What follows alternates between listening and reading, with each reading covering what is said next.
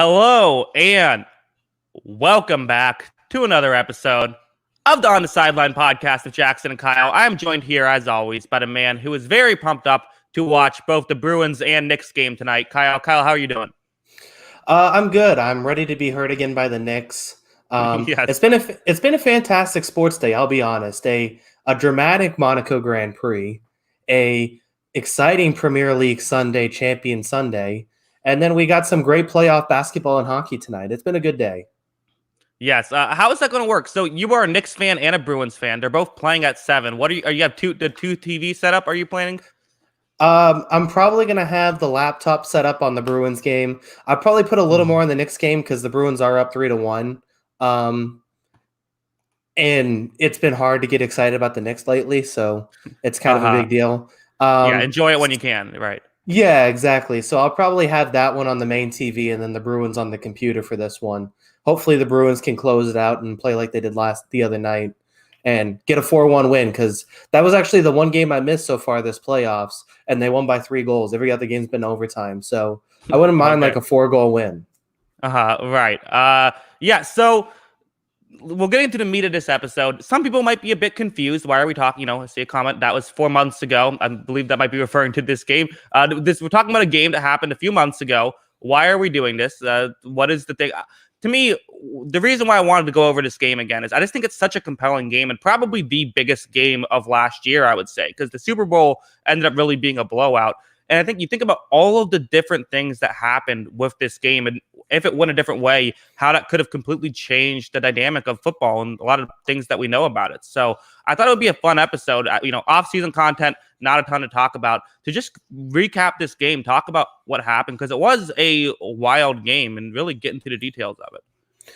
Yeah, and I just thought all of it was pretty interesting. You had the chess match here between it was really kind of the quarterbacks going back and forth with each other, along with those offensive coordinators, and how they approached each drive seemed like almost a different approach, and I thought that was interesting.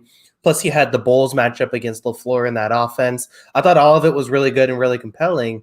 And yeah, I thought it was one of the better games of the postseason, if not the best game of the postseason. Really exciting stuff, and paved the way for the Super Bowl. Yeah, and even again, not to get too far ahead of ourselves, but even like it's bled over into the offseason now. This whole Aaron Rodgers stuff, who knows if he feels that the way that he might feel if Green Bay wins this game. It affects Tom Brady's legacy. In a weird way, some people feel like it affects Bill Belichick's legacy with Tom Brady winning a Super Bowl here. So it's just, I do think to me, would you agree with this? This is probably the biggest game of the 2020 season? Yeah, I'd say so. I'd say this, or honestly the New Orleans Tampa Bay game from the round before, because that was it was almost like getting the albatross off the neck, beating New Orleans in that playoff game, where you just felt like anything was possible at that point for Tampa Bay. But this one was just big because I think it, like you said, the legacy wise and how much this means going forward for each of these two aging quarterbacks, I did feel like meant a whole lot. And so I'd agree this was the biggest game of the year. Yeah, and I think the difference between this one and the Saints one is just the ending ended up being, even compelling as well. Let's get into it though. Before we talk about the game, let's talk about kind of leading up to the game a little bit. For one thing, neither team was fully healthy. Tampa Bay was without Antonio Brown and Alex Kappa, their starting right guard. This was also their first game with Vita Vea, who would end up having a big impact in this game. But at the time, that was a big question mark. We didn't know how he would be. And Green Bay, no David Bakhtiari. On top of that, Green Bay had lost their first matchup 38-10 to Tampa Bay, but that was, I believe, week 5, week 6, so very early on in the season. Green Bay has now won 7 straight. Tampa Bay has won 6 straight. Both teams are red hot heading into this game. Yeah, and I think the big thing, too, is you saw those last-minute calls and guys being out really affecting this game. We'll get into a lot of it going in. Vea ends up playing. That's a big thing for Tampa Bay. He has a really good game, even in not playing his full repertoire usually, because it was his first game back in quite a while, I think, right? And, the Bakhtiari thing was huge in this one, and we'll get into all that. But yeah, the absences obviously played a huge thing in this game. Yeah, you want to just jump into the game itself now? Yeah, let's go ahead and jump right in. All right, because the first drive of this game was like hilarious, I thought, where it was the classic Tampa Bay, a storyline heading into this game is they always love to run the ball on first down. It would be a storyline in this game as well. They start out with 2 straight runs, then Mike Evans beats it's Chandon Sullivan to get a first down. And I think that kind of just goes to show some of the mismatches Tampa Bay had with their receivers against Green Bay's secondary right off the bat is you have Sullivan trying to cover Mike Evans. That's just a tough situation. You then have a run for no gain and a drop by Leonard Fournette. So again, trying to get the running backs involved, nothing is working. And then Chris Godwin beats Chandon Sullivan. So another third down conversion. And again, a run for no gain and then a drop by Leonard Fournette. So now another third down and 10. Mike Evans beats Kevin King. So immediately it's the running game not doing anything, but the star receivers for Tampa Bay beating up on the secondary guys for Green Bay. Yeah, so the seeds had kind of been planted for some of the bigger plays that followed later in this game. You saw Green Bay going into the single one-man high coverage a lot early in this game. And really from this first drive, like you said, on all 3 of these third downs, it looked like a complete disaster. And I'm surprised they didn't get out of it sooner because every time Evans got matched up on whether it was Kevin King or anybody else in that secondary, it just seemed like a complete disaster when they weren't, outside of Jair Alexander. It just seemed like they were going to get whatever they wanted in this one, and the matchups weren't in Green Bay's favor, and they didn't make the adjustments early enough. Yeah, exactly. You're exactly right. And we saw a lot of zone on first and second down, but then on the third down, the obvious passing situations they would go into man, which makes sense. But they didn't really double anybody on this first drive, and it was just Alexander. He could take away whoever. And again, there's no Antonio Brown, but Tampa Bay felt fine throwing to either Godwin or Evans, whichever one wasn't getting covered by Jair. Yeah, exactly. So Evans gets the space on 2 of the 3 third downs and gets the big touchdown. And all of a sudden, it just looks like Tampa Bay's in business right there, getting the big plays. Mm-hmm. Yeah, it was kind of weird, though, too, because, it's the third down conversions. And that's another thing that was kind of plaguing Tampa Bay a lot was they kept running on first and second down, and they couldn't get these third down conversions. Well, here they get it. So if they can get those going, you're thinking it might be a long day for Green Bay. Yeah, exactly. This is, it looked like a conventional Tampa Bay day, especially on the road in Green Bay. It seemed like they wanted to take kind of a conservative approach early, and they certainly did. And then they, like you said, it's just when they needed to make the plays, they were actually able to make them. And that was, I think early in the year when people were discounting Tampa Bay, and when you, I think at one point after the Saints game, said this isn't a Super Bowl team. Right. I love to bring that up. Yeah, so it's a good one. After the Saints game where you said this isn't a Super Bowl team, and you weren't the only one. There's a lot of people that said this team's off pace. It was because this team looked discombobulated. It looked awful when they were running the ball on first down, stuck in 3rd and 9 all the time, and basically throwing an incompletion because they're forcing the ball downfield. And then it started to get better later in the season because they started to throw the ball more. Here they go the opposite way. They're saying January in Green Bay, we're going to go back to our running on first down, try and set the tone at the line of scrimmage. But the third down started converting. They just started winning those matchups in this game, like you said, and it sort of changed everything in this game early on. Exactly. So Green Bay, they're going to drive the answer. You saw Tampa Bay play sort of this blend of zone and man. That's something we'd see a decent amount in this game. They could stop the run. They had a couple times when they stopped the run in man coverage, which leads to believe, hey, maybe man coverage, that's what you could do. Green Bay did run a zone buster that worked on third down, but then on third down, what happened was Tampa Bay doubled Adams. Nothing was open. That gave time for Shaq Barrett to get a sack. And again, first drive, kind of laying the groundwork for a lot of what we'll see in the future of this game. Yeah, and that specifically is the 2 edge rushers, I thought, for Tampa Bay. Winning their battles. Shaq Barrett gets the sack there. I think it was on third down to end the drive. Mm-hmm. And him and JPP were just, began having a field day. And it starts with Shaq Barrett here making the play to get the sack and get off the field.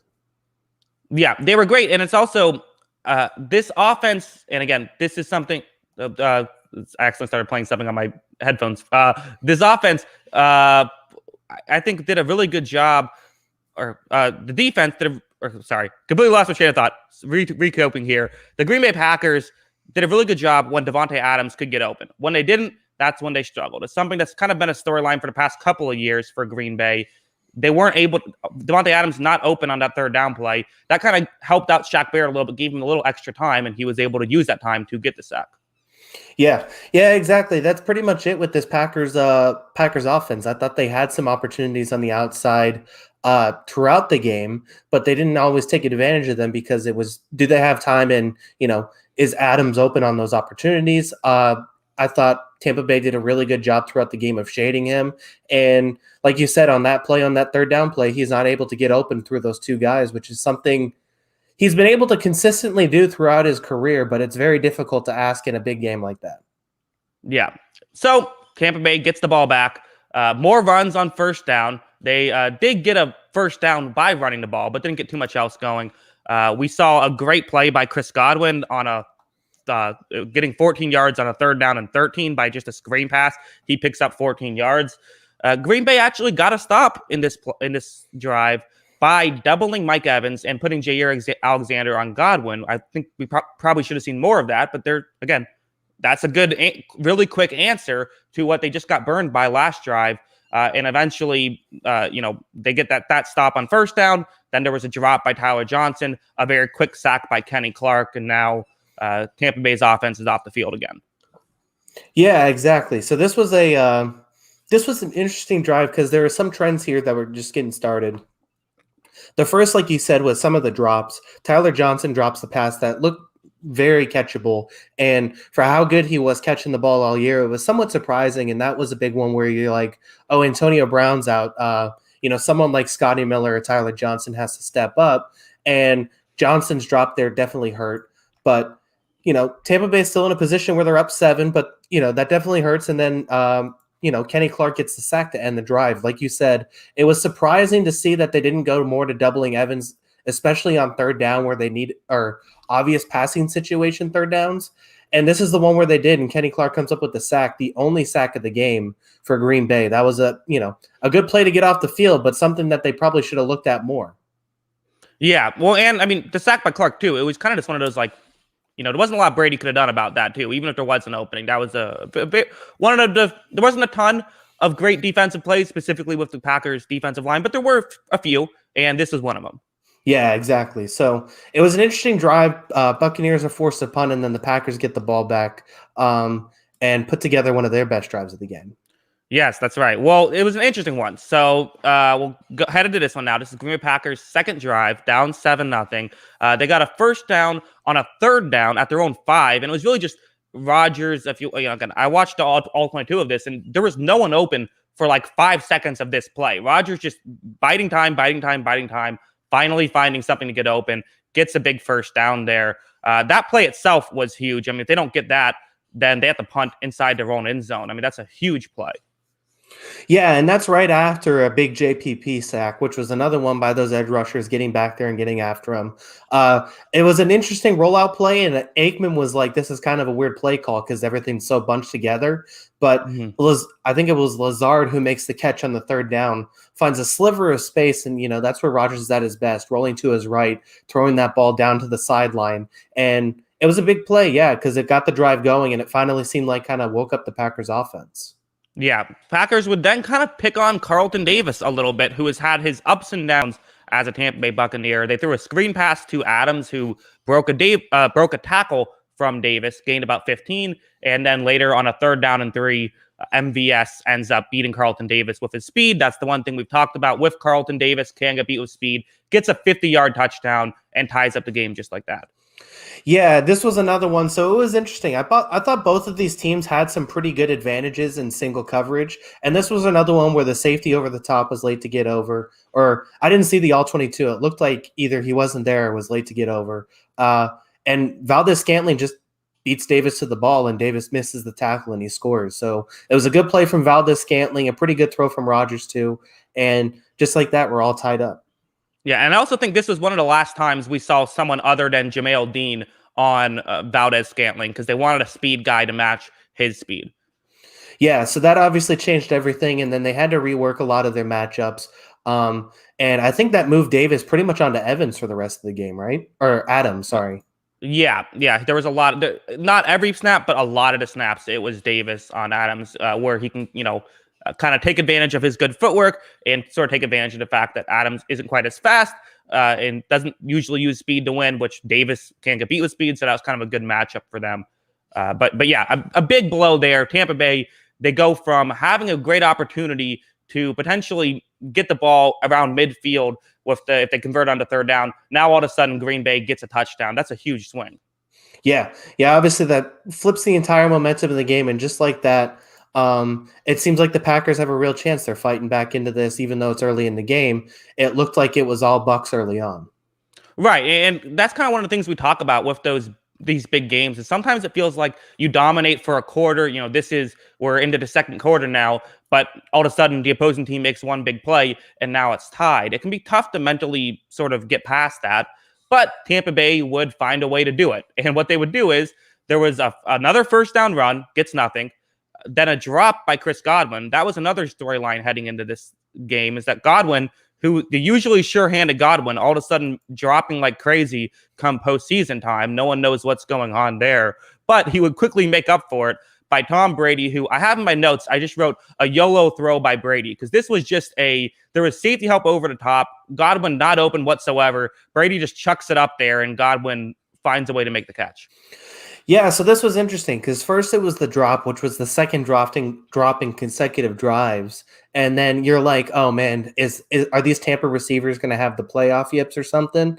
And, all of a sudden it was just this throw downfield. And like you said, he has some pressure coming at him. I forgot who it was giving him the pressure on or coming at Brady. And it seemed like there was some miscommunication. They were kind of running that same defense where it was single coverage with the man deep over the top. It seemed like it was miscommunication from the slot corner who was on Godwin at the time. He loses him a little bit, and Brady throws into the single high coverage. It almost goes right to the safety, and Godwin just makes an incredible play on the ball. So it was a great play from Godwin and an interesting play from Brady right after the drop to just trust him to go at it again and go make that play. Yeah, it was very interesting. And part of me wonders a little bit of he knows that he has some mismatches, and it's kind of like you have these great receivers. We'll use them. Sometimes it's a smart decision to make a 50-50 ball because your guys can help you. Yeah, exactly. So he obviously has some faith in Godwin here. He goes up and makes the play, and it was a fantastic catch, and that sets up Leonard Fournette from the 20-yard line. Yeah, right. And then this Leonard Fournette all of a sudden becoming Marshawn Lynch from 20 yards out to get a touchdown here. Yeah, so it was a great play. It was meant to go inside. It looked like off the left guard. And then all of a sudden, Rashawn Gary on the far side, he's the edge rusher on the opposite side of the field. What is it? So he's on the far side of the field on that opposite edge rusher, completely loses containment. Wirfs seals him off on the outside. He starts getting upfield, and then, hey, Alexander was in the right spot, but you got to make the tackle there. He misses the tackle, and then Fournette just keeps going, and all of a sudden is in the end zone. Yeah, I also think the hilarious thing about Leonard Fournette is he had probably 5 highlight reel level plays in the playoffs, and I probably 4, if not all 5 of them, started off with him running right into Ryan Jensen's ass before finding a way to gain some yards. Yeah, was this his best stretch of football, probably of his career? In NFL career, I would say yes. I think that's what I definitively say. Yeah, because obviously he was great in college. But yeah, I think pretty clearly. I don't think you'll have. Maybe I didn't follow his career too closely in Jacksonville, but again, this is. You could argue this is one of the best stretches of a career a halfback has had for Tampa Bay. Period. I mean, he was legitimately really good. Yeah, no, he was very good. He makes a big play here, and he had a couple big plays in this game, and this was just the start of it. And yeah, it was a fantastic run. A great job getting to the outside and making people miss. It's not easy to just make people miss on the outside, and that's one of the best corners on the outside. He makes a miss and gets in the end zone. Yeah. So both offenses looking strong now. Green Bay gets the ball back. This is down 14-7. You have MVS again coming up. He, as we said, they put Jamel Dean on him, but then they have MVS run a slant route. He gets open. They get 12 yards. Jamal Williams had a 12-yard pitch run that he was able to gain 12 yards in that. You have Aaron Jones getting multiple first downs, which would set up a first down and goal at the 5-yard line, which is where things got very interesting for Aaron Rodgers and Devontae Adams. Yeah, so it was an interesting drive. I thought the Packers, up until basically they got into the red zone on the majority of the game, had a lot of success outside the numbers on Tampa Bay. And they had the Valdez-Scantling touchdown on the previous drive. They had more plays on the outside on this one. First, it was Adam. Like you said, Jamal Williams has a big play on the outside. Jones on the first down. He actually fumbles and Tunyon recovers, but it gets the first down there. And then all of a sudden they get goal to go. And this is where, the Packers saw their struggle uncharacteristically. This was the best red zone offense in the NFL all season. And it was just 3 straight throws to Adams. And the first one looked like they're just patented play, and it was dropped right in the end zone. Mm-hmm. Yeah. And it was maybe a little bit not the best throw, but Adams, he could have made the catch. Usually he does make that catch, doesn't make it here. They even had a ball that was deflected at the line. Adams was open, but kind of like at the 3-yard line, and Davis was running in. So maybe he gets a touchdown, maybe he doesn't. I don't know. But it was deflected at the line, so it didn't matter. And then on the third one, it looks like Tampa Bay kind of tried to switch on Adams, and Adams was open for a bit. He just couldn't really get his feet in bounds, which was another, typically Davante Adams makes that play. So I really feel like you could make the argument Adams, if he played his best football, they are tied right now. Instead, to kick a field goal, it's 14-10. Yeah, and the big thing too on that third down, there was a little bit of space where he kind of, he ended up making the throw. It was a tough catch for Adams to try and get his feet down, but on the outside there, right underneath the read, Allen Lazard's wide open. He's right in the front of the end zone, right at the goal line. I forgot who it was that was on him on the outside. He actually slips and falls on the coverage, and it looked like Lazard had a step anyway. He is coming across the middle right at the goal line, and he's wide open. It would have been the easiest throw of the game. And Rodgers doesn't see it. He's looking for Adams the whole way in. There's a chance that it's there, but he ends up not making the throw, and it was, forced a field goal for this team. Yeah. So, again, both offenses looking good, but Green Bay not able to finish. We then go to Tampa Bay. Their fourth drive, up 14-10. They have a halfback screen and then a run to start the drive. Again, that's what they like to do. They're using their halfbacks to try to start things. They would then, though, have a play action that would set up a wide open Chris Godwin for 14 yards on a 3rd down and 2. And you could argue this is why you established the run, because you can get plays like this. Yeah, exactly. So you're setting the tone, run after run after run, and then all of a sudden it's this play action play on 3rd and short, and he's just Godwin's wide open. He's leaking out here. He gets the big gain, and just another huge play here for the Buccaneers on the 3rd down. I think I marked it down here. They started the game here after this catch, 7 for 8 on 3rd down attempts. They ended the game 2 for 6 after that, but they started 7 for 8, and this was the tone early on. They were getting plays on 3rd down and making these conversions, and that's what led to the scoring. They get another one here, which sets up a good field position opportunity. Yeah, but on a 3rd down and 9 here, Green Bay ends up playing with this cover 2 man, and it seems like that was the one way they were able to stop Tampa Bay on a 3rd down in obvious passing situation. Put 2 safeties deep. Again, they do make an adjustment here because now it's just a little bit more difficult. You're if you want to get the first down, you're running into a double team, and that was able to work on this one. Yeah, so obviously it's a tough situation there for Brady on a 3rd down. He's not able to make the throw, and it sets up a 4th down for them where they're in an interesting predicament where they decide to punt. Yes, exactly. So then this is where I think things really start to get interesting for both the Packers and the Buccaneers. Not a lot of time left, but Green Bay, they have Aaron Rodgers. They're trying to see if they can get something going. They're trying to see if they can get the ball, maybe get a field goal, make it a 1-point game. Makes some sense. Tampa Bay, they play some zone. Allen Lazard's able to get 23 yards on a play, kind of just found a hole in that zone coverage. But then with 34 seconds left, Aaron Rodgers throws a pick, and people sometimes question, hey, was that pass interference? But it is an interception that Rodgers should not have thrown there. Yeah, so I think I made this comment at the time of the game too. Was it a hold? Yeah, probably, but it's a great way of disguising the hold when you can use that shoulder pad. And it's also easier to disguise a hold when the throw's behind the wide receiver. It's kind of thrown in his back shoulder rather than his front shoulder. That means the referee doesn't get the good angle on it, and you can't see the obvious jersey tug. Murphy Bunting's right there and makes the play. It's a tough break for the Packers, but at the same time, I do think the throw has to be a It has to be a better throw in that situation. And it actually was pretty big going back. It started, mistakes started adding up for the Packers. The first was on that previous drive for the Buccaneers, they drop an obvious interception here. And then it was, there was another sack the play before the pick, or a couple plays before the pick. They decide to call a timeout rather than let the clock run out. They're trying to force the issue because at that point, I think they called a timeout with like 30 seconds left where they had to get like probably 33 to 35 yards to get in field goal range. And then all of a sudden they try to force the issue, and that's what leads to the interception. And all of a sudden Tampa Bay has the ball again.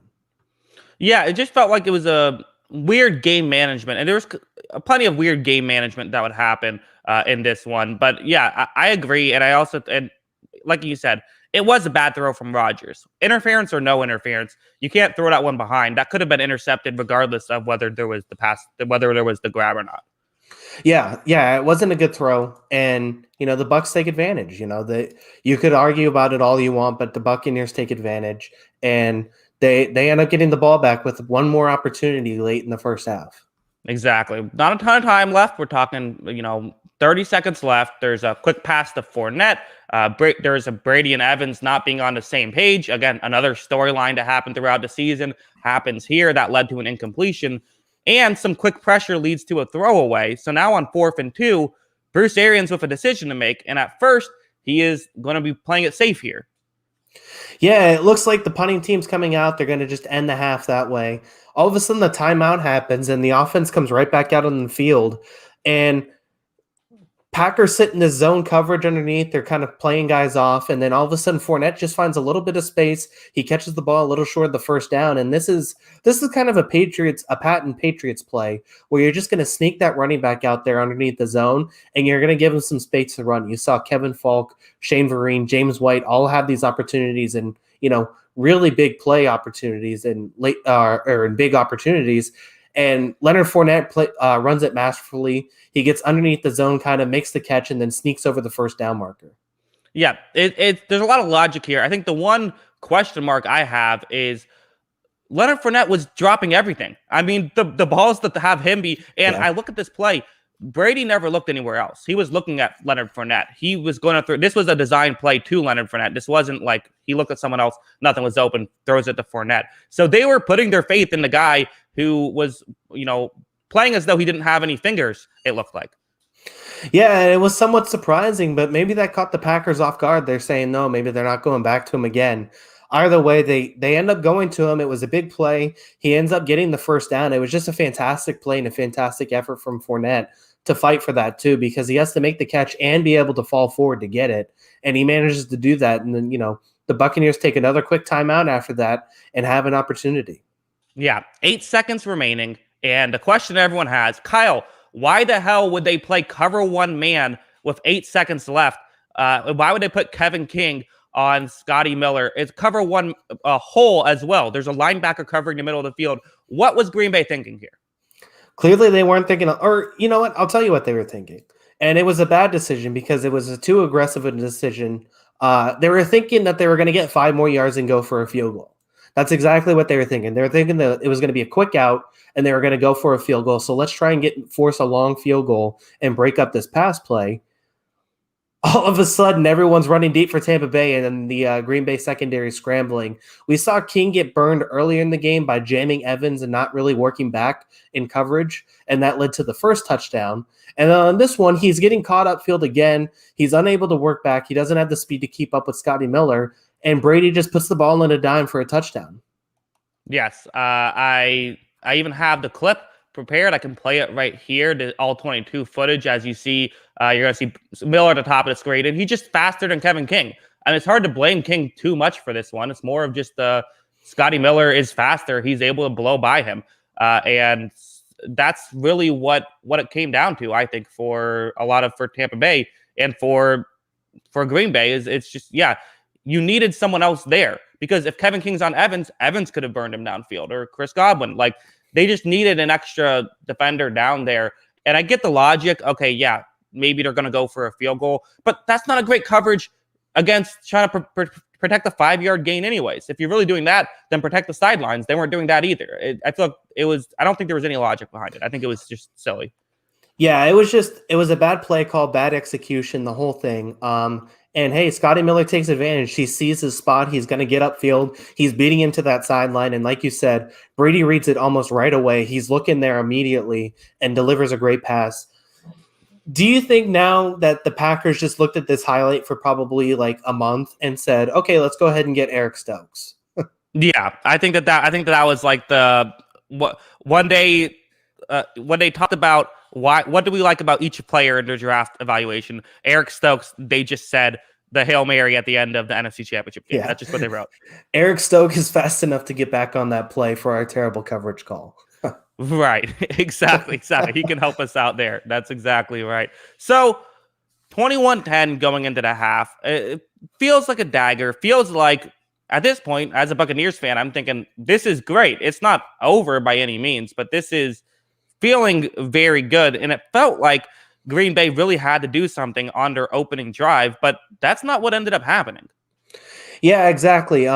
I guess, do we want to go to this question real quick before we move on? Kieran's asking, should the safety have noticed that earlier?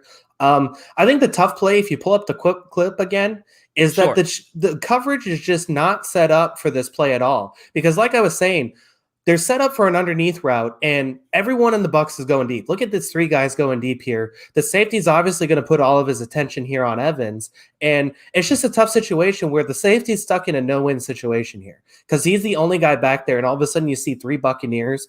It was just it was a perfect play call. As much as it was bad coaching from the Packers, it was a perfect play call for the coverage for the Buccaneers. They set this up perfectly to where, the safety's in a no-win situation. He has to play on Evans or, he's not looking at Miller as that guy here on that play. Yeah, I think it looks like he ended up spending most of the focus on Godwin just because Godwin was the one right in his area. But yeah, if you're going to cheat somewhere, you're going to cheat to, the defense is left where Evans is, not the defense is right where Scotty Miller is. That's a good question. But yeah, that's why you just need an extra body down there. Yeah. So, I mean, as much as it was a terrible call for the Packers, it's a perfectly timed call for the Buccaneers as well. Yeah, exactly. And then let's go on to the second half now. Let's talk about, so again, Green Bay. Okay, desperately need to get something happening here. Tampa Bay, they're still blending their zone and man, doing a lot of what they did in the first half.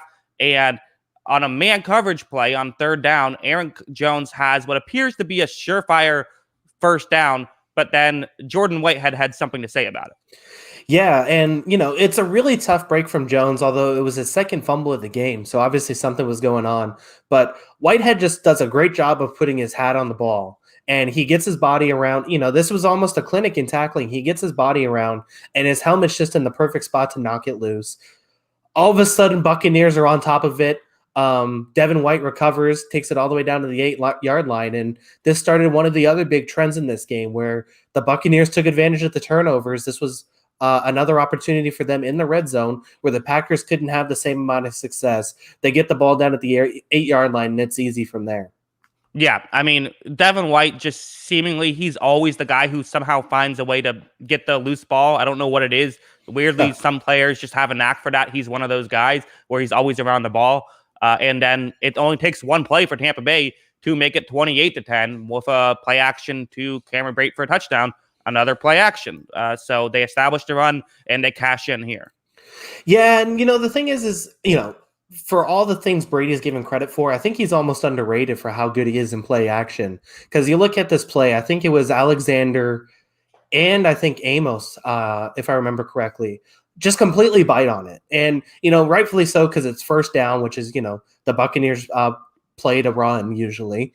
And it's first and goal at the 8-yard line. You're expecting run. Both of these guys bite on it real bad, and Cameron Brate's wide open in the back of the end zone.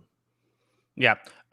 Can I just say, as a Buccaneers fan, you never think it's over when you're in a big game like this, but you felt very good at this point. It's really kind of a testament to Green Bay that this ended up being as close of a game as it was, because at this point, it really feels like it was all Tampa Bay. It was like we're thinking yet another blowout for the Packers. This is the same thing as last year when they get blown out by the 49ers in the regular season and then blown out in the postseason. Yeah. Yeah, honestly, because it's they're up 18. Your offense is rolling here. You're not really doing anything wrong offensively, and the defense is just making play after play. You had back-to-back drives here with turnovers. Everything's working in your favor, so it's a big opportunity here for the Buccaneers to go to the Super Bowl, and they're looking like they're running away with it. Especially Yeah. when another thing. Sorry to or jump Oh, back go in, ahead. but it's like especially when you saw what happened earlier in the year when these two teams matched up. That was another storyline going in, is that the Bucks killed the Packers earlier in the season, and they had the two pick sixes, and it looked like everything was just going back to that game where they dominated. Yep, but Green Bay had an answer. Devontae Adams, one of the few times we saw Sean Murphy bunting on Adams, it did not work. Adams was able to beat him. They had a zone buster to get Marquez Valdes-Scantling 24 yards. Lazard did well against zone in this game. He had another 10-yard catch here. And then you have Aaron Rodgers sort of using his legs to adjust the zone, getting Lazard another 16 yards. And this all ended up with Robert Tonyan sitting in zone coverage for an 8-yard touchdown. You saw a lot of them finding ways to beat this zone coverage, and Rodgers really being awesome on this drive. And if they don't score here, it's looking really rough. This is one they needed, and they get it here. Yeah, exactly. So, I thought the Buccaneers had, their run zone defense was excellent so far in this game. They did a really good job of limiting their opportunities. What happens on this play, basically it's, I think, from 8 yards out, and Devontae Adams is just running this drag route and basically consumes every defender that looks at him. They have three, he runs in front of 3 or 4 defenders, and all of them are consumed by him and just like, oh crap, let's guard Adams. Then all of a sudden that just leaves the open in the middle of the field for Tonyan, who's just sitting on that zone route. David has a mistake in coverage, one of his rare mistakes in coverage for basically the entire playoffs. And he goes for Adams over the middle. Tonyan's wide open for the touchdown. Yeah, and I mean that's kind of, this drive is very key, very interesting, because it's very much what Brady was doing in the first half of seeing who they double and throwing to the other guy. That's what Brady did a great job of like, hey, okay, you guys are paying attention to Mike Evans, I'll throw it to Godwin, I'll throw it to Scotty Miller, whoever. Well, now you see Aaron Rodgers do that a little bit. They know the extra attention is going to Devontae Adams, so I think really good job by this entire offensive group to march down the field pretty quickly and get the ball into the end zone. Yeah. So all of a sudden now it's 28-17, and is this a whole new game now for the Packers? Well, if it wasn't, Brady was going to do his best to make it one, because this is where the weird Brady interception streak started, where he goes from being red hot to all of a sudden, who knows what's happening. Tampa Bay, they run the ball a couple times, but they get a first down this time. So it's, again, starting off the drive running, but they have a little bit of success. Brady sees Mike Evans or Jair Alexander on Mike Evans one-on-one, says, okay, let's force the issue. Let's throw it up. I trust my guys. This time it did not work. He missed the throw. The safety, Adrian Amos, comes in, gets the interception.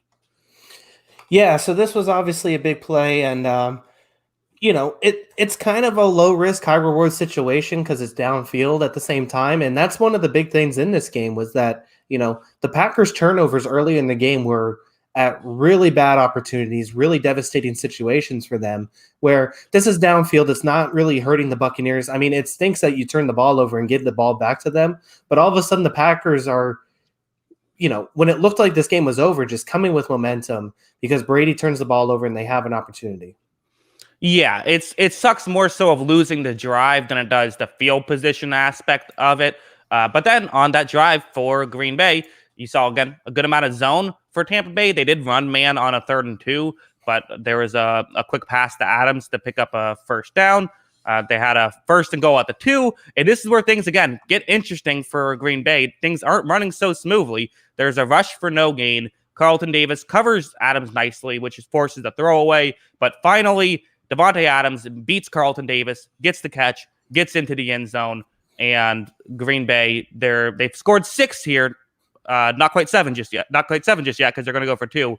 But again, another good drive, getting back into it and making it a 1-score game. Yeah, and it was finally Adams finds a little bit of breathing room in the red zone. He finally finds some breathing room. He gets the opportunity in basically a one-on-one situation, beats Davis off the line and gets the score. So, this was finally where they had the opportunity to score in the red zone, and they take advantage. And the Buccaneers near perfect defense down on that end inside the 20 finally breaks a little bit. Packers find a way to score. And all of a sudden it looks like this game's, it's 28-23, 5-point game, and everything's flipped. Yeah, and they're going to go for two. And this is the play I forgot about, but this is actually like a key play in this game. So they go for two. Carlton Davis does a good job, covers Adams nicely. Again, they had a lot of battles. Sometimes Adams won, sometimes Davis won. This time Davis wins, but Equimanius St. Brown wide open in the end zone, and he drops the football, which is just kind of again, those 2 points could have really used later in the game. So that's a big drop right here. One of my favorite things about Aaron Rodgers is how openly pissed he gets. He's just looking at this and it's right on the chest. It's a perfect play. It's a perfect throw. And I mean, there's really no excuse for St. Brown to drop this. It goes right off his chest and just hits the ground. And you're just looking at this oh man, I hope that doesn't come back to hurt them. And we'll see what happens after that. Yeah, exactly. So Tampa Bay getting the ball back. And this is where we saw this weird thing of Brady and Evans, who already said they weren't on the same page on a route earlier, but now things were just being a little bit, this was kind of where the Brady stands and the Buccaneers fans were kind of getting into a little bit of fights over, whose fault was it, Mike Evans or Brady, kind of on both, where first Mike Evans gets open. It could have been about a 30-yard gain. The throw was a bit behind Evans, but Evans also didn't make a catch that he probably should have made, which meant they didn't get that. Although on a 3rd down and 8, Tyler Johnson, who I believe on our podcast after this one, you said Tyler Johnson weirdly becomes the best player in football on crucial 3rd down drives in the playoff games, where which is true. Really good catch by him. And then Mike Evans gets completely wide open in the red zone, but Brady's throw a bit high. It goes off of Mike Evans' hands and it gets intercepted. So back-to-back interceptions for Brady. Yeah, so they get this down to about 12:30 left in the 4th quarter. And it looks like that there's an opportunity for a dagger here, and Brady goes for it. He throws over the middle of the field. And I mean, should Evans have caught it? Probably, but this was a bad throw. Evans was pretty wide open on this play. He does a great job faking the defense off of him. He has space in the middle of the field, and it looks like a pretty easy pitch and catch. The ball sails on him a little bit. Evans probably could have brought it down, but it was a really tough play at that point. And, Alexander's actually way off coverage here, but he makes a great job getting to the ball after the tip and, makes a play for the Packers. And even if it looked like I said, it's another kind of low risk, high reward situation where Brady throws the interception, but there was an opportunity for points here for them to get 3. And all of a sudden they're not getting those 3 points. And, the momentum's back in Green Bay's favor again. They're rolling. Yeah, well, I think this is sort of a high risk, high reward because again, it was an obvious decision for him to make. I mean, Evans was wide open, but the fact that this does get not an easy guy to overthrow at 6'5", and the overthrow really did hurt because again, at least 3 points, you're making it an 8-point game. Now it's still a 1-score game. If Green Bay can take advantage, they can take the lead. Yeah, exactly. So they make the play, and all of a sudden they're down 5 with the ball, even though they're back in their own territory. It looked like, the big play would have been if they're able to at least get a field goal. All of a sudden they're back up 8. They're not able to, and Green Bay has an opportunity. Yeah, and this is where things get a little bit more interesting. Green Bay, they run first a very long developing play that just didn't have enough time to work. It was kind of a question mark play to run, I felt like, given the fact that Tampa Bay's defensive line had played so well. They followed that up with a 5-yard check down, and then finally Tampa Bay had a cover 2. They ran cover 2 man, and this is really, I think, the first time we saw what Tampa Bay can do at their best against this Green Bay offense because there was just nothing open for Aaron Rodgers. On top of that, he gets sacked relatively quickly. So defense really smothering on the 3rd down to force a 3-and-out. Yeah, this was a really good drive for Shaq Barrett. He takes on 2 guys on the first play on the outside, and it allows – I can't remember who hits Rodgers' arm on this play coming around the edge on 1st and 10, like you said, that really long developing play. But right. He comes around because Barrett's taking on a couple guys on that edge there. And then on 3rd down, he just burns a guy from the play, makes a sack, and all of a sudden it's just like the Packers are back having to punt. They aren't able to take advantage of the opportunity. Yep, and then – again, Brady just going to keep doing his thing. This time it's a little bit more excusable. On a 3rd down and 2, Leonard Fournette misses the blitz pickup. It was tough because he was on the other side of the field, so it's kind of hard. But there's a blitz. It's a free rusher to Brady. Brady, again, just chucks one up there. This is that, like, hey, if it gets intercepted, it's going to be about as bad as a punt anyways, but there's at least the potential value here. Evans doesn't track it too well. Jair Alexander, I believe it was Jair Alexander, could be wrong, does and gets the interception here. Yeah, he does. So it was just a really good play from Savage. Savage comes up off the line, or comes up off the edge, and Fournette's a little too slow to get out there, I think, is the big thing. And so Savage basically just has a beeline for Brady. And so Brady just has to throw it up and hope for the best. And, the thing is like, if Fournette's able to get out there and make that block, it might have been a touchdown because it looked like Evans had a step on Alexander and has an opportunity because it's 1-on-1 out there. And I think Brady reads it. He just can't get the mustard behind the ball because Savage is right on him immediately. Yeah, and it's interesting about, I meant to bring this up during the Hail Mary because Leonard Fournette actually had a key block in that Hail Mary. I'll show it, actually. Why not? Watch Leonard Fournette on this right here. You see Leonard Fournette. He's going to actually come up, and he blocks the free rusher, which helped get that Hail Mary off. This time, not able to do it, though. So it's not that he was kind of the big part of why Fournette was even in the game was because he's someone who could pick up a blitz, whereas Rojo couldn't. This time doesn't work out, and now Green Bay, real opportunity here in the fourth quarter, still down just 5. Another opportunity to try and take the lead.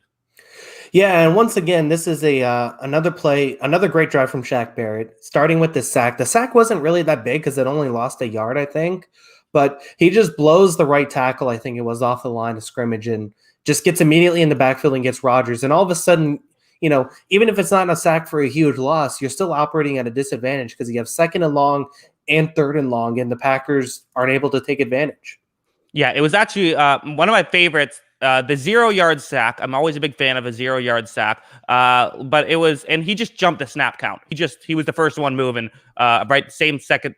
The second, the center was moving, he was moving, and that's how he was able to get that sack.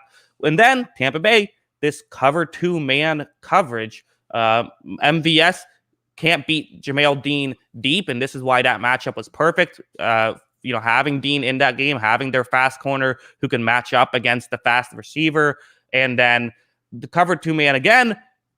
Aaron Rodgers makes a really good throw, gives Lazard a chance. Lazard can't make this impossible catch basically because it was tough. There was basically no separation. Rodgers still almost found a way to fit it through there. It's hard to really blame Rodgers on this drive. It's just the Tampa Bay defense shutting down the Green Bay offense, I feel. Yeah, and one of the interesting things about this Tampa Bay run was it really felt like when the offense needed to get going, the offense could get going. And when the offense was slipping a little bit, the defense could get going. I think you saw it in all 3 games. In the game against New Orleans, you could see the offense move when it needed to, but the defense made the huge plays. In this game, the offense gets going in the first half, looks awesome. But when the offense starts slipping a little here, the defense just comes up huge. And then even in the Super Bowl, it was the offense in the first half, once again, along with the defense making plays. And in the second half, the offense slows down a little bit, but the defense can just make monumental plays in this one. And this changed everything because all of a sudden, one of the narratives, once again, 14 points off turnovers for the Buccaneers. Because they're forced upon on this one, it ends up with 6 points off turnovers despite 3 turnovers for the Packers. Just kills their momentum, even though they're making these interceptions on the other side. Yeah, and again, part of that was all of these, they weren't getting great field position with the turnovers, so it was basically just like they're getting the drive. But you're right, they still had a decent field position, and I think that this is kind of an underrated drive in this game that I think a lot of people sort of forget about. But, you have Godwin getting a first down. You have Rob Gronkowski with a 29-yard screenplay, which I think kind of went overlooked in this one. Then you have a 2nd down, and Godwin was open. Brady missed him. So, again, another missed throw from Brady. But then on a 3rd down, there was a screen that was blown up. It looked like maybe he could have tried to find a way to make it work, but he does the smart thing, throws it away, and Ryan Suckup, huge field goal here, 46-yarder to make it an 8-point game. Yeah, the Gronk play is just a great play call because you think you're running clock here, and you're also thinking that you're potentially setting up a guy like, you're setting up potentially another run play to kill some clock. All of a sudden, Gronk, who's basically been blocking this entire game, he didn't run a ton of routes in this game, just slips out of this play and has open field. He's able to make one guy miss a tackle, and he has an opportunity. And just like that, the Buccaneers are in business here to go down and get some points and, suck up cold-blooded with this one. Tough kick here in Green Bay in January, 46 yards, without a whole lot of action outside of extra points, goes up and nails it. Yeah, and no one likes to talk about kickers, even though they are very important. They do, a missed kick here is huge. They can definitely impact the football game, pretty key. And that was one of the real underrated additions for Tampa Bay this past offseason was they had a kicking carousel. They can never get a good kicker. They finally get Ryan Suckup, who was great all year and especially in the postseason. Yeah, and he comes up and hits this, and all of a sudden it's an 8-point game again. And like you said, you just link back to those last 3 drives. The Packers can't take advantage of getting those 3 turnovers. And it wasn't even so much that, the field position behind it, but finally the Buccaneers aren't getting points on drives, and they can't take advantage of it and make a play. Yeah, well, the good news for Green Bay, it's still a 1-score game. 8 points, you have a chance here. This is the key drive. This is the drive that everyone still talks about. And it starts off, I feel like, with a lot of good from Aaron Rodgers. Marquez Valdes-Scantling beats Sean Murphy-Bunting. They get 29 yards that way. You didn't have a couple plays where only Devontae Adams is getting open, but you only need to throw to one guy, and he gets a 9-yard gain, then an 11-yard gain. And that's what would set up the first down and goal, which is where things really, this game sort of reaches its climax.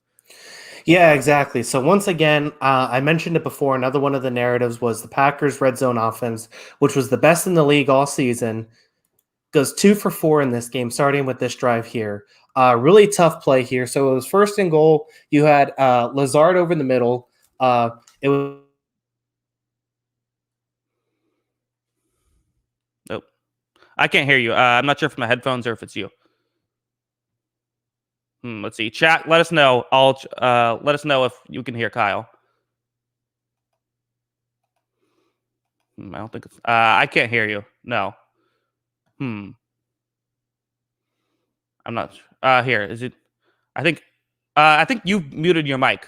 I believe. I'm not sure how you've done that. Maybe look on StreamYard. See if. Okay. Yes, I can hear you now. I don't know why I myself there. Okay. Okay. All right. We're done hearing me. So anyway, first and goal. Where was I? Oh, first and goal. Lazard, I think it was an RPO action that Lazard thought the handoff was coming, and Rodgers basically just throws it over his head. Second and goal. Adams doesn't really have any room, and it was once again just fantastic coverage, I thought, by the Buccaneers. Their red zone defense, I thought, was just excellent in this one.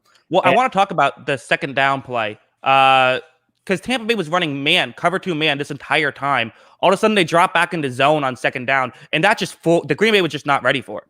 Yeah, exactly. So it was an opportunity here, and then they're not able to connect on this one, and all of a sudden you have third and goal once again from the 8-yard line, and it was a really interesting play because they tried this earlier in the game. That was the play that earlier in the game where Adams had the space and almost had a touchdown but couldn't get his feet down. It was this weird double move. They did 2 double moves side by side with, I think it was Lazard and Adams. Adams in the middle here going with this double move, and there's just no room there. Devin White has a read on it. They read it from the earlier in the game and make the play in the end zone. Yeah, and then I think maybe the bigger conversation about this third down, what everyone talks about, should Aaron Rodgers have run the ball? Packers fans will always be wondering what would have happened had he ran with the football instead of trying to force it to maybe open Devontae Adams, but it probably wasn't going to work. Yeah, this play kind of, it was kind of broken up in the backfield by the Tampa Bay pass rush. He steps up into the pocket, and it looks like he has the corner of the end zone. It also looks like there's an opportunity, like you said, to buy some time and also free up space for Adams. He decides to do neither. He decides to throw the ball, force the issue, and it just doesn't work. They end up missing the throw, and it sets up a critical fourth down call, I'd say. Yes. So, fourth and goal. We'll talk about that in a second. I want to stay on this for a bit longer. My personal belief is I think if he runs it, I don't think he gets a touchdown. I think you have Sue and JPP who have running starts near him. You also do have several Tampa Bay defenders. I think he probably gains a couple of yards. There's a chance he gets a touchdown. So that's kind of why, we know what would have happened had he thrown the ball. It was incomplete. If he runs the ball, maybe it works. I think he probably gains a couple of yards, but doesn't really even, I don't think he even gets that close. He maybe gets 2 to 5. I don't think he gets that much further. Yeah, I mean, I don't know if he would have scored either. I think you're pretty much on this. I think it would have been a tough time to try and outrun all those guys to the end zone. I know he has some speed, but he's clearly not, 25-year-old Aaron Rodgers anymore. So Right. I know, it would have been a tough play to try and score on the run. But at the same time, I think one of the interesting things he could have looked at is if this is 4th and goal from the 4-yard line instead of the 8, does that change the issue? Does that change LaFleur's thinking here? Because all of a sudden it sets up 4th and goal from the 8-yard line because it's an incomplete pass. It would have been a really tough play there for Green Bay. I don't know. I don't think he would have got it too, but it would have. I think it sets up more options for Green Bay. It maybe does. I also think that if he runs it and only gains a couple yards, everyone would say, why not just throw it, see if you can make something happen that way. I think it's fair to criticize Rodgers a little bit. Running it probably was the right move. I think it's more fair to criticize the next decision, which is Matt LaFleur electing to kick a field goal and turn a 1-score game into a 1-score game with just over 2 minutes left. And I get the logic. It's an 8-point game. Interestingly enough, one of our favorite Twitter accounts, the 4th Down Decision Bot, said that it was slightly the wrong decision, which to me, that kind of says, okay, you can make your decision based on the game if you want to, go for it or not go for it, depending on sort of, how the different teams stack up. I just don't know how you don't give the reigning MVP one more chance. Yeah, exactly. So I think even if it was 8 yards or 4 yards, even if he gets a couple yards there on 3rd down, the tough part is that even from 8 yards, you should give that guy a chance to throw a touchdown. Because, like you said, there's not a whole lot of risk because even if you don't get any points, you still need one more score to try and tie the game. We know the math on this. Everyone knows the math on this. So you still have a 1-score chance to tie the game, a one possession chance to tie the game, which changes everything. And then you have the opportunity here, if you make the play, to tie the game and give yourself an opportunity to win. It's just a really bad opportunity there from LaFleur. And, I think it would have been really tough it's really tough to go back and look at this and say, there's any justification for it. It was just, they got to throw the touchdown. Yeah, and another thing is, earlier in the game, there was a drive when they don't get the touchdown on 1st down, they don't get the touchdown on 2nd down, but they do get it on 3rd down. So you can't say, well, they didn't get it the first 3 times, so they wouldn't have got it here. All it takes is one play. Yeah, exactly. And when you have Aaron Rodgers and Devontae Adams, it's pretty easy to find one opportunity to get the score. And they end up not taking the chance. It's a tough break because, like you said, even if they don't get it, Tampa Bay is at the 8-yard line. You're probably winning the field position battle and at least finding one more opportunity for your team to get a chance to score. You don't even take the chance, though, and it changes everything. Yeah. Let me ask a hypothetical. If Aaron Rodgers runs the ball and he gets the touchdown on this play, they go for 2 and get it, and then Tampa Bay gets the ball back, I guess 2 questions. One, do you think they just march down the field, kick a field goal, and win it as time expires? And 2, if that does happen, what is the storyline for Tampa Bay or for the game as a whole after? Really for the Packers, I would say. So if they ended up in a tie game going down and Tampa Bay goes down and wins it? Yeah. I think the narrative probably is Brady is the greatest. He finds a way to get it done even though he's struggling in the second half. And at the same time, you're probably looking at it like this Packers defense is just not up to par. And it's probably another one where Rodgers doesn't have any help. He doesn't get it done in NFC championship games because his defense is atrocious and they weren't able to make the plays when they needed to. Yeah, I think that's probably it. I think Rodgers, well, people would find some ways to blame Rodgers, but Rodgers doesn't get as much criticism as what happened here.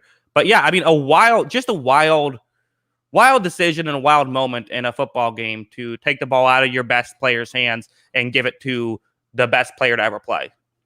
Yeah, exactly. So then all of a sudden you have the ball, or Tampa Bay gets the ball at the 17-yard line. 2:02 remaining in the game when Brady takes the field in the fourth quarter, up 5. And did you even think Green Bay was getting the ball back at this point? At this point, I was just I felt actually pretty good, about as good as you can in this situation. You know, it's even though it's you're only up 5 points, but it feels like, okay, all we have to do is, kill the clock. We got an opportunity here. I thought there was a chance. You're always worried with 2 minutes left in a one-score game in the championship game, but I felt better than I probably would have. I think just because the football gods weren't going to let Matt LaFleur win the game after making that field goal decision. Yeah, exactly. So Brady's able to get the first downs needed, burn all their timeouts, and just like that, the Buccaneers are, right there, and they win the game. Well, we don't have to. We can talk about what happened for a bit. 2 minutes and 2 seconds left. There was some very fun, I thought, gamesmanship here. So 2 minutes and 2 seconds left.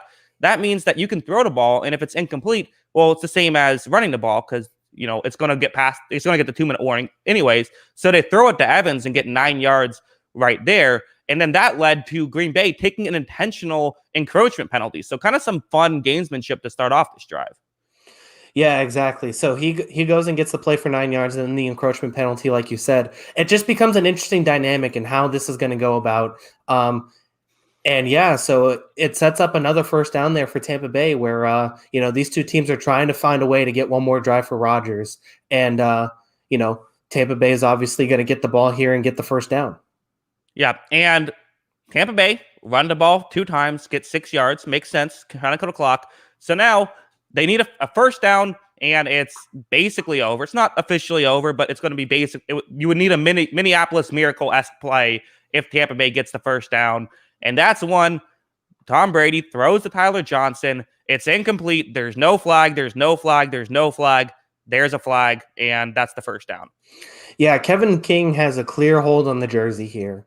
It looked like an obvious. I can show the clip right here of a good. I think the best angle. I'll show it right here. You see, look at how much he's grabbing that shirt by Tyler Johnson. That's going to get called almost all the time. Yeah, exactly. So it's a tough break for Green Bay, but at the same time, it is a penalty. So all of a sudden, just like that, they're getting the first down off of that play, and you got to give credit to Byron Leftwich and Bruce Arians because, the ongoing thing was that they're way too conservative on first downs. Bruce Arians, when he needs to be aggressive, is one of the most aggressive coaches out there. He called a timeout earlier in the game to go for it on fourth down that set up the Scotty Miller touchdown. And right here, he's willing to throw the ball downfield despite Brady's 3 interceptions in the second half. I know you trust Tom Brady when it's late in the game, but he sets up the play. Johnson's open across the middle. I didn't even think it was a very good throw, but it was a clear hold on the play and sets up the first down. Yeah, the better argument would be to say it wasn't catchable, but we know they don't tend to call those, as we saw in the Super Bowl. They usually don't do that. There was even, afterwards, there would be a fun sort of pitch to Chris Godwin, which I was like, why would you throw a pitch there in that situation? But it worked out, and they were able to get the first down on that play, ice it right there.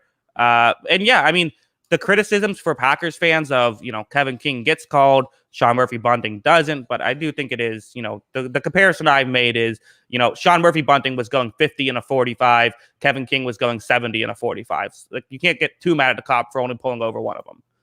Yeah, it was a much more egregious holding call, pass interference call, and sometimes the game breaks that way. So it was a tough break for the Packers, and then all of a sudden, I don't think the refs were really that bad outside of, you can call that one play, but at the same time, there was still plenty of opportunities that the Packers could have been called for plays too earlier in the game on holding opportunities in the backfield. There was just a whole bunch of things that, if you want to analyze referees, you can go play by play and analyze a referee's calls or non-calls.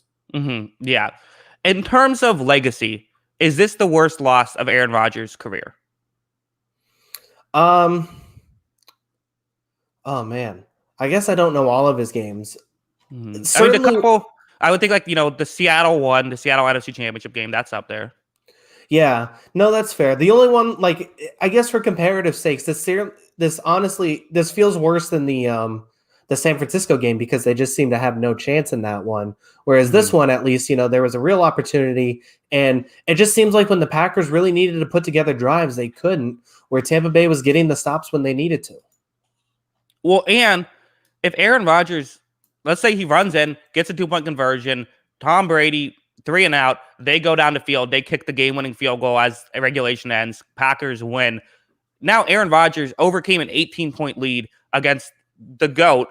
goes on, probably beats Kansas City in the Super Bowl, and now has 2 rings, beating, Patrick Mahomes and Tom Brady. Like, that's such a huge swing from, losing this game. And that's a huge deal. Yeah, no, it really is. So it's a really tough break for him, but at the same time, he had opportunities to win this game that he wasn't able to. I don't think it all comes down to the call by Matt LaFleur to not go for it on 4th down to win it. Yeah, no. Mike Leary says Eli, because that was there was the loss against the Giants as well. That was a big one. So there's a few. There's certainly a few, but this is definitely up there. And I think part of what made this feel so devastating for the Packers, and even as a Bucs fan, there was a little part of me that, like, my heart went out to the Packers fans, because it's like, so many times this happens. They finally have a game that it looks like they might get through. I kind of relate as a Tampa Bay Lightning fan. There were so many times that it seemed like we had great teams and would just fall short. This was Green Bay doing the same thing, having this great team. Is this the year? No, it isn't. Once again, they fall short. Yeah, and you could make an argument that they were a better team in a lot of different phases of football in this game. They certainly had opportunities to win this game and made plays offensively and defensively. Even though the first half was bad, you can say that the second half, the defense really showed up and made plays. This wasn't all on the defense playing badly. They made plays when they had to and got turnovers to give them opportunities. But like I said, there was little things that turned the narrative in this game. The best red zone offense in the world all season was 2 of 4 in the red zone this season, where Tampa Bay was 2 for 2. On 3rd down in this game, the Tampa Bay Buccaneers averaged 11.4 yards a play on 3rd down. They were really good on 3rd down. The Packers actually were pretty good themselves on 3rd down, but they weren't getting 11 yards of play on 3rd down, and they weren't able to get off the field. The Packers, along with those red zone woes going 2 for 4, averaging 2.6 yards per play in the red zone in this game. Just a lot of narratives and the little things that the Packers weren't able to take advantage of and weren't able to convert. Yeah, and I think I guess one more thing I'll talk about. Let's talk about Aaron Rodgers for a second. He took a lot of criticism after this loss, I think unfairly.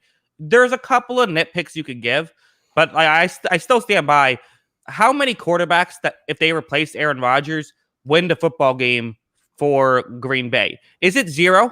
It may be Patrick Mahomes. Like, I think it might be 0. Yeah, I mean, I think there's a lot of quarterbacks who weren't even close to winning this game. So, right. I would say probably, you could argue maybe 1, but probably 0. Yeah, I'd agree, because there was a lot of really tough plays and really tough throws to make, and that he ended up making those throws and making those plays. It was just a couple of plays that separated it. I guess the one thing you could say is maybe Aaron Rodgers on his best day wins this game. Yeah, you got a B+ performance from Rodgers, and you needed an A. And right. I think that's probably the argument, like you said, is the tough break, is that you didn't get that A performance, but you got a B+ performance for him, which on most games is good enough to win. Yeah. All right. Well, let's talk about the Tampa Bay side, of course. This was a huge win. I was interested in terms of legacy. Same question. Where does this rank for Tom Brady in terms of legacy? Obviously, this isn't his best game by any means, but the fact that this allowed him to go to the Super Bowl and eventually win it in a new uniform, I think adds a ton to his legacy. He also beats the guy who some people say is the real GOAT. I know it wasn't, again, he had his ups and downs in this one, but where would you say this ranks? I mean, I don't think this season would have changed much for him in my perspective, but I'm obviously biased, and so that's one thing. But at the same time, there were a lot of people who said he couldn't do it outside of New England, and the first thing he does is go and do it outside of New England in his first year. And basically, not only that, it was a year with no offseason, no real training camp, and basically having to show up with this team in August and hope to patch it together. And it was just the culmination of an entire season where they're slowly figuring it out. All of a sudden, things are running on all cylinders until the point they're getting to the playoffs and winning these big games against teams like the Saints that they struggled with earlier in the year, like the Packers who have the MVP of the season, and then like the Chiefs. So, it was just an incredible culmination of a season, and this game just added to it. Could you make the argument that a game like this, or I guess take your pick for this season, but we'll talk about in 1-score games, could you make an argument that this is the biggest game for him to go his way? And if it went the other way, that could have affected his legacy the most, which kind of is a testament to how good his legacy is. But the only other one I would really think of would be the 28-3 game, because if he loses one of the Super Bowls, well, he still has 5 with New England and 1 with Tampa Bay. I think getting one in another team does help him in terms of the eyes of, especially you think about people like 20 years from now who maybe grew up without seeing Tom Brady. They'll be able to say like, oh wow, you can't even say he was just with the great Patriots because he won one with Tampa Bay also. Yeah. No, I mean, I think that's fair. Although, people will still find a way to make excuses who, just don't like him. But at the same time, he found a way, like you said, to win it no matter what. And he went out and won it. And, it wasn't a perfect game. It wasn't an A performance from him either. But at the same time, the first half was an A performance, gave them the lead, and put them in the position to win the game. Yeah. Final question. Are the Buccaneers the weirdest team of all time? They either go 4-12 or win the Super Bowl. Yeah. Are you talking about the franchise or just this last season? The franchise. Oh, the franchise. Yeah. I mean, the franchise has always been interesting. They've had some good rosters, and yeah, like you said, it's either they have a really good team that goes on and wins the Super Bowl with that defense in 2002. They have those weird Josh Freeman years where he's putting up big numbers on that team. And then, you had this team that looked like it was a way more competitive team than what it should be. And like Bruce Arians said, they're kind of a quarterback away, and they showed it where they got the quarterback and managed to put this team together to win. Yeah, so a wild game, a lot of fun. Obviously, I wanted to go back. I think this was a fun show. I like these kind of podcasts. I'm not sure how well it's going to do, but I had fun with it. Yeah, looking back at some of these games is interesting, especially like we've seen the talk about Aaron Rodgers this offseason and how that's played into it. The drafting of Eric Stokes after this play from Kevin King, where he struggled on 3 huge plays in this game, especially the 2 touchdowns and the pass interference at the end. Then they go out and get a guy like Eric Stokes in the first round of the draft. Then you talk about, just the Tampa Bay Buccaneers obviously going on to win the Super Bowl and putting this team back together. Whole lot of variables to this game that, especially looking back months from now, is really interesting to see the storylines. Yeah, and especially imagine how big this game becomes if Aaron Rodgers does in fact retire. Yeah, exactly. It just changes everything. It was his last game in Green Bay. I don't think he's retiring, but obviously that's a huge variable to it too. And then, the other part of this too is, I continue to say it, I said it at the time, you look at the draft picks. A.J. Dillon actually had a cameo appearance in this game, pretty much more than he did all season for the Packers, where I think Wirfs made a big block in this game. Antoine Winfield was effective against the Saints and in the Super Bowl, where the Packers rookies aren't making those plays. Yeah, I'm glad you brought that up. That's something I wanted to mention. I can't believe I didn't mention this. If the Packers have T. Higgins or Will Fuller, 2 guys that they've thought about getting, Higgins in the first round, Will Fuller, allegedly they didn't decide to give a second-round pick up to get. And he would have, even with his suspension, he would have been able to play in this game. That would have been past the suspension. Do you think that the Packers win this game? Because they really struggled getting other guys other than Devontae Adams open down the stretch. Yeah, that's the thing. It's like Valdez-Scantling was good in the first half, but in the second half was, had a tough time. And so it would have been interesting to see if one of those guys was in there. I don't know if T. Higgins is able to make that impact in his first year. It would have been tough. But hey, if a guy like Will Fuller's there to stretch out that defense, especially like we said, when they were in man-to-man coverage, there was opportunities for those speed guys. Maybe Will Fuller comes in there and really impacts this game. I think they do. I'm going to put the stamp on. I think T. Higgins or Will Fuller, I think that makes the difference. Yeah. So it was a really interesting game. And those variables, like you said, really changed everything. Yeah. So, all right. Final thoughts on the game from months ago that I can't stop talking about. Like I said, it just was really interesting to look back at this after the fact, months removed from the game, and see all the variables play out. And, the Packers, it took the little things, and it was the little things that separate Super Bowl teams from really good teams. The Buccaneers converted the little things, scoring off of turnovers, scoring in the red zone. The Packers didn't, and that's what separated this game in a 31-23 win. Yes, so good stuff. This was very fun. Check out the audio only file. I'm gonna start putting those back up for audio only anywhere you get your podcast. Those should be available, so you can check that out there. Also, next week we're gonna be ranking the top 32 head coaches in the NFL. This should be, I believe, last year, Kyle, you had Joe Judge at number 32. Yeah, I did. He proved me wrong, that's for Mhm. sure. And I think I had Doug Peterson in my top 5. So, Yeah. some misses all around. So I'll definitely make sure to do a little bit better this time around. Yeah, I was very high on Vic Fangio. See how overdraft or how much I overdraft Vic Fangio next week. Should be very fun. Uh, yeah. All right. So Kyle, final thoughts before we head out. Oh, let them know where they can find us before we head out. Yeah, make sure to follow me at by Kyle Grondin on Twitter. That's GRONDIN at by Kyle Grondin on Twitter. Make sure to follow him at Jackson Kruger or subscribe to his channel below. And make sure to follow the page for this podcast. That's On the Sideline JK on Twitter. Any show updates or scheduling updates, we'll let you know. That's at On the Sideline JK on Twitter. Yes. All right. And until next time, have a good one. Peace.